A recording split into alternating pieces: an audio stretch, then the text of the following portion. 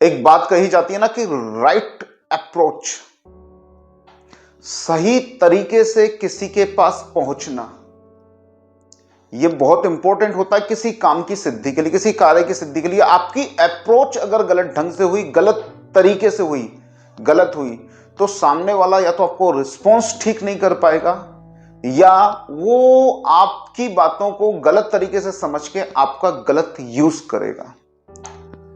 बहुत ज्यादा हद तक ये जो किस्से होते हैं रिलेशन ब्रेकिंग के, जिसके अंदर कभी कोई गर्लफ्रेंड छोड़ के चली जाए किसी की, किसी का बॉयफ्रेंड किसी को छोड़ के चला जाता है, पति पत्नी के आपस के रिलेशन टूटने लगते हैं। और ऐसी स्थिति में ये लोग जब एस्ट्रोलॉजी के पास जाते हैं, ज्योतिष विद्या की तरफ मुख करते हैं, तो इनकी सोच ये होती है कि वो खोया प्यार हमको वापस मिल जाए, वो गर्लफ्रेंड जो मेरा फोन नहीं उठा रही वो पुनः फोन उठाने लगे, या बॉयफ्रेंड जो फोन नहीं उठा रहा वो उठाने लगे, वो मेरे पीछे पागल हो जाए। ये जो सोच लेके उनको अप्रोच किया जाता है, तो यहां से उनके शोषण करने का वो एक तरह से अवसर प्रदान करते हैं।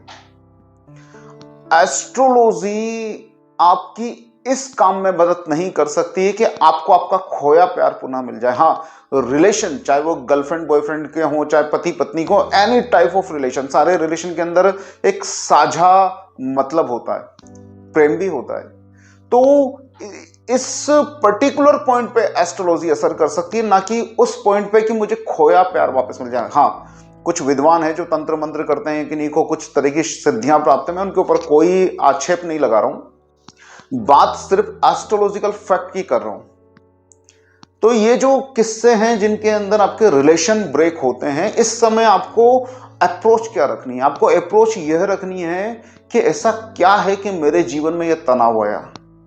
वो जो सेकंड व्यक्ति या महिला है, वो जो आपको छोड़ के गया या गई है, वो तो उनके तनाव या उनके सुख के हिसाब से चलेगा, लेकिन जो फील कर रहे हो वो फील आप कर रहे हो। तो आपके जीवन में क्या नेगेटिव समय आया, आपके जीवन में ऐसा क्या प्लानेटरी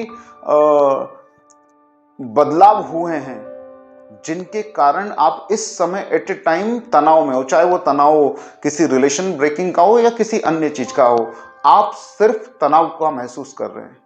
तो ये तनाव की खोज अगर आप अपनी पत्रिका में करेंगे, ये प्लानेटरी पोजीशन को अगर आप सिर्फ समझने की कोशिश करेंगे कि इस प्लानेट के नेगेटिव इफेक्ट के कारण, ध्यान रखना प्लानेट नेगेटिव नहीं है, आपके होरोस्कोप के अनुसार उसका नेगेटिव इफेक्ट इस समय आप महसूस कर रहे हैं। तो वो जो प्लैनेट है जिसका आप नेगेटिव इफेक्ट महसूस कर रहे हैं, आपको सिर्फ उस प्लैनेट का उपाय करना है, उसका पूजन भजन कीर्तन दान जप, जो भी आपको आपके एस्ट्रोलॉजर सजेस्ट करते हैं या आपकी बुद्धि के अंदर जो भी आता है, अगर आप उस प्लानेटरी पोजीशन के हिसाब से अपने आप को थोड़ा सा ट्रीट करने की कोशिश करेंगे, उसके कुछ समृद्ध उपाय जीवन के अंदर करेंगे, तो आपका जीवन धीरे धीरे व्यवस्थित होगा और शांत और खुशहाल होने लगेगा। अब इस खुशहाली में वो जो भी आपको छोड़ के गया है वो सहयोगी होगा तो लौट आएगा, और सहयोगी नहीं होगा तो वापस आने की संभावना ही नहीं, और आपको भी वापस लाने की ज्यादा कोशिश नहीं करना चाहिए।